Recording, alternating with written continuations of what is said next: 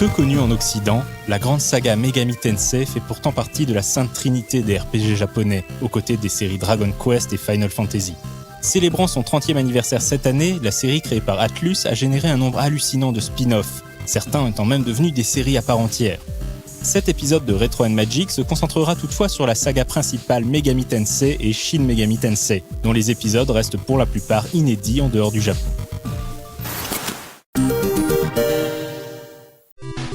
Avant d'être un jeu vidéo, Megami Tensei, qui peut se traduire par réincarnation de la déesse, était un light novel de Nishitina Aya, premier volet d'une série intitulée Digital Devil Story. Publié en 1985, le roman rencontre rapidement un grand succès. Entre horreur et cyberpunk, il raconte l'histoire d'un étudiant en informatique, Nakajima Akemi, qui découvre qu'en marge du monde réel existe un plan démoniaque, Makai, et que son ordinateur lui permet de s'y connecter, les lignes de code faisant office de formule d'invocation. Pour se venger des camarades de classe l'ayant humilié, Akemi invoque le démon Loki, qui échappe à son contrôle et commence alors à semer la terreur. Akemi et son ami Shirasagi Yumiko vont donc devoir trouver le moyen de détruire le démon numérique avant qu'il ne fasse davantage de victimes. Au passage, le duo découvre que Yumiko n'est autre que la réincarnation de la déesse japonaise Izanami, d'où le titre. Akemi étant quant à lui la réincarnation de son pendant masculin Izanagi. Sorti en 1987 sur Famicom, le jeu vidéo développé par Atlus et édité par Namco se déroule après les deux premiers romans du cycle. Il met le joueur aux prises avec Lucifer, le roi des démons. Pour le vaincre, Akemi et Yumiko devront descendre dans les tréfonds d'un gigantesque labyrinthe au cœur de Makai. À son sommet se trouve la cité de Mikon, où le joueur devra revenir régulièrement pour acheter du matériel ou obtenir un mot de passe permettant de reprendre sa partie plus tard. Megami Tensei est donc avant tout un dungeon crawler lourdement inspiré de wizardry, avec des déplacements à la première personne et en case par case. La formule imaginée par le game designer Okada Koji n'est pas pour autant dénuée d'idées originales, à commencer par ce qui deviendra le concept emblématique de la série, la capture et l'invocation de démons. Grâce à son ordinateur portable, Akemi peut en effet communiquer avec les monstres rencontrés dans le labyrinthe et même les rallier à sa cause. Rarement altruistes, les démons demanderont la plupart du temps un paiement sous forme de maka, la monnaie locale, ou d'autres objets, et la capacité d'Akemi à les convaincre dépendra également de facteurs environnementaux comme les phases de la Lune. L'ordinateur d'Akemi ne peut toutefois contenir que 7 démons, et seuls 3 d'entre eux peuvent être invoqués simultanément. De plus, à chaque déplacement, les démons se nourrissent d'une ressource appelée magnétite, la quantité consommée étant proportionnelle à la puissance du démon. Autant dire que plus on avance dans le jeu, plus les expéditions dans les tréfonds du labyrinthe demandent une préparation et une gestion sans faille. Ce concept, novateur pour l'époque, en entraîne un autre. En effet, les démons ralliés ou capturés ne gagnent pas d'expérience, réservée à Akemi et Yumiko. Pour faire face aux ennemis les plus puissants du labyrinthe, le joueur devra donc soit capturer de meilleurs démons, soit faire fusionner ceux qu'il a déjà capturés. Réalisable uniquement dans un bâtiment spécial de la ville de Mikon, cette fusion peut obtenir 50 résultats différents.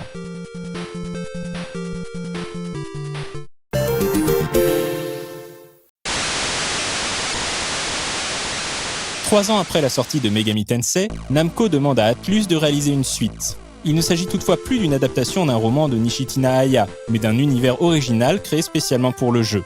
Seul le concept de Makai, le monde démoniaque existant en marge du monde réel et auquel on peut se connecter via un ordinateur, est conservé. Megami Tensei 2 marque également l'arrivée au sein de l'équipe de développement de l'artiste Kaneko Kazuma, qui réalisera le design emblématique de la plupart des monstres de la série et en deviendra par la suite l'un des principaux scénaristes. Le joueur est cette fois-ci plongé dans un univers post-apocalyptique, dans lequel les habitants ont été forcés de se réfugier dans des abris souterrains pour échapper à l'holocauste nucléaire. Mais les bombes ont également eu pour conséquence de déchirer le tissu de la réalité, permettant aux démons de Makai d'envahir la Terre. Le jeu narre le combat de deux adolescents vivant près des ruines de Tokyo, grêlées de cratères géants. Un beau jour, alors qu'ils jouaient à un jeu vidéo nommé Devil Busters, qui est en réalité basé sur le premier Megaten, le démon Pazuzu leur apparaît et reconnaît en eux les sauveurs de l'humanité. Pazuzu leur octroie alors la capacité d'invoquer et soumettre les créatures de Makai et leur demande d'utiliser ce pouvoir contre les légions de Baal. Si Megami Tensei 2 est toujours un dungeon crawler, il alterne désormais phase à la première personne et séquences en vue du dessus sur la carte du monde, peut-être pour se rapprocher de ses concurrents Dragon Quest et Final Fantasy. Les mécaniques de jeu restent néanmoins très similaires à celles de son prédécesseur. Très impressionnant techniquement, doté d'une excellente bande-son et proposant une intrigue d'une grande richesse, Megami Tensei 2 est probablement l'un des tout meilleurs RPG disponibles sur Famicom.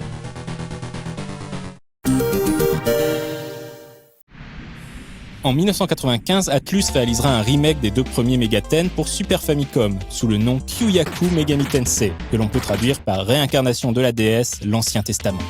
Les deux jeux fondateurs ont fait l'objet d'une remise à jour graphique, mais aussi bénéficié de quelques nouveautés et d'une interface remaniée afin d'être plus facile d'accès.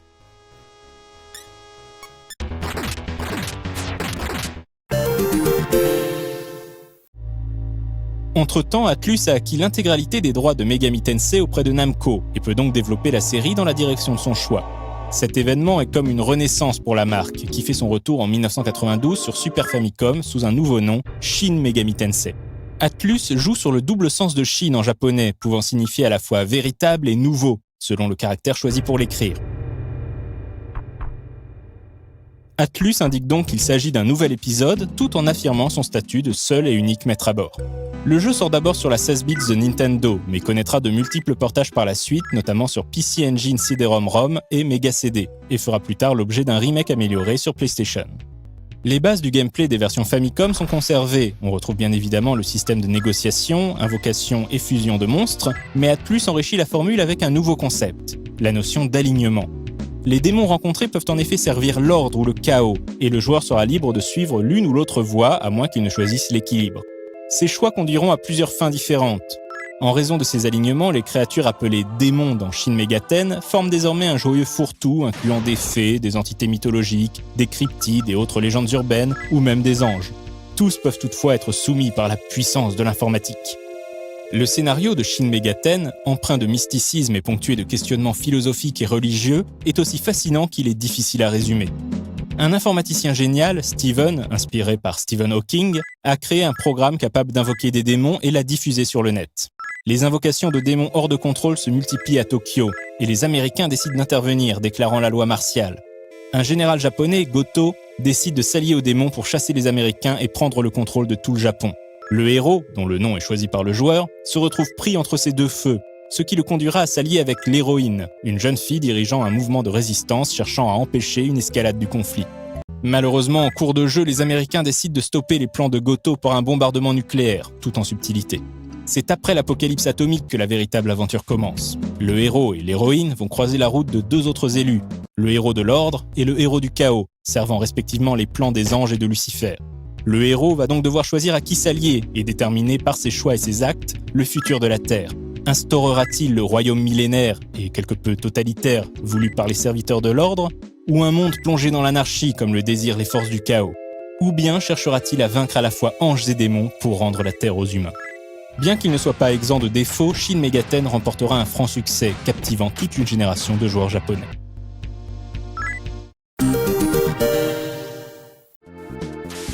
En 1994, Shin Megami Tensei reçoit une suite directe, fort bien nommée Shin Megami Tensei 2. Le jeu commence 50 ans après les événements de l'épisode précédent, et part du principe que le héros a choisi la voie de l'équilibre, remettant la destinée de la Terre entre les mains des humains. Malheureusement, après 5 décennies de paix, une série de catastrophes surnaturelles dévaste le monde, forçant les hommes à se réfugier au sein de Tokyo Millennium, une gigantesque cité-forteresse protégée de la fureur de la nature et contrôlée par les serviteurs de l'ordre. Le joueur incarne un nouveau héros, Hawk, qui découvre qu'il serait l'Aleph, le messie supposé apporter un nouvel âge d'or et établir le royaume millénaire. Sauf que voilà, Hawk prend rapidement conscience que la doctrine de l'ordre a des relents de Big Brother et devra à son tour choisir parmi 3 options. Accomplir sa destinée de messie de l'ordre quitte à établir une dictature, la rejeter pour embrasser le chaos, ou bien chercher la voie médiane et forger son propre destin. Côté gameplay, Shin Megaten 2 apporte quelques nouveautés à la formule de la série. Outre de nouveaux sorts et un automap amélioré, les démons fusionnés sont désormais capables de se transmettre leurs capacités d'une génération à l'autre.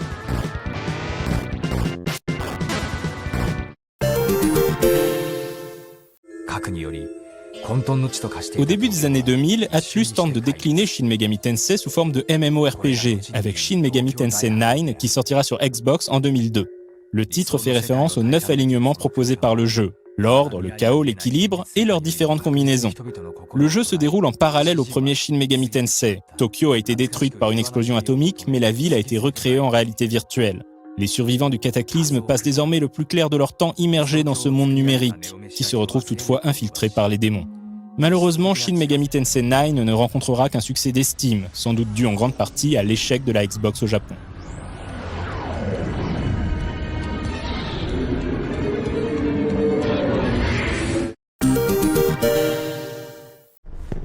En 2003, Atlus renoue avec le RPG solo en sortant Shin Megami Tensei 3 sur PlayStation 2. Il s'agit du premier épisode de la série à franchir les frontières de l'archipel nippon et à faire l'objet d'une sortie aux États-Unis et en Europe.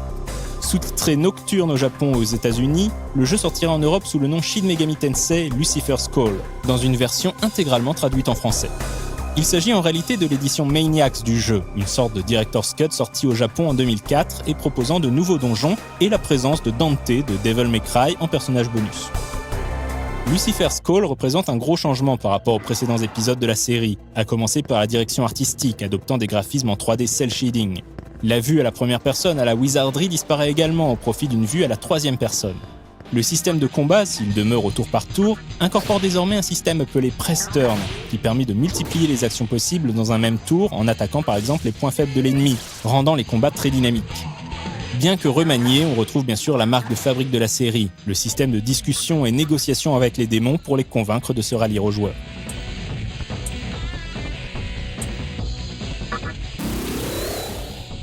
Mais la plus grosse différence se situe au niveau de l'univers, qui reboot à nouveau la série. Le jeu prend place après la fin du monde, dans le Vortex World, un monde transitoire en attendant l'émergence d'une nouvelle réalité. Le joueur incarne un demi-démon, qui devra déterminer l'alignement du nouveau monde. Les alignements ordre, équilibre, chaos des épisodes précédents laissent place à une trinité nettement plus nuancée, les raisons. La raison Shijima prône l'unité et la négation de l'individualité. La raison Musubi offre au contraire la possibilité pour chaque individu de créer sa propre réalité. Enfin, la raison Yosuga prône la loi du plus fort.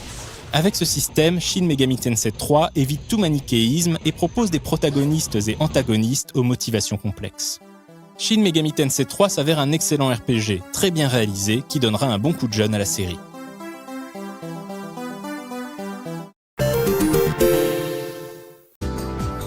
En 2007, Atlus retente l'expérience massivement multijoueur avec Megami Tensei Online Imagine, bientôt rebaptisé Shin Megami Tensei Imagine.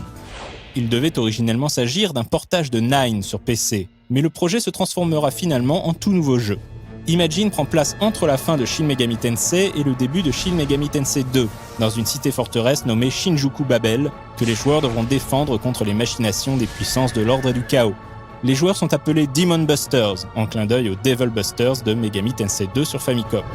Bien que peu connu du grand public, le jeu rencontra un certain succès. Les serveurs occidentaux seront exploités jusqu'en 2014, tandis qu'ils ne seront fermés qu'en 2016 au Japon. Une belle longévité.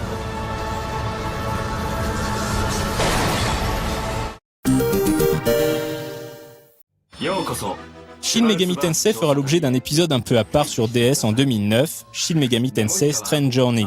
Se déroulant dans un univers de science-fiction, cet épisode connaîtra bientôt un remake amélioré sur 3DS. C'est également la 3DS qui accueillera Shin Megami Tensei 4 en 2013. Le jeu a fait l'objet d'une critique sur No Life à l'occasion de sa sortie européenne l'année suivante. Atlus lui donnera une suite directe en 2016 sous le titre Shin Megami Tensei 4 Apocalypse, témoignant de la popularité que continue de connaître la série au Japon. En Occident toutefois, Megaten a été clairement éclipsé par son plus célèbre spin-off, Persona.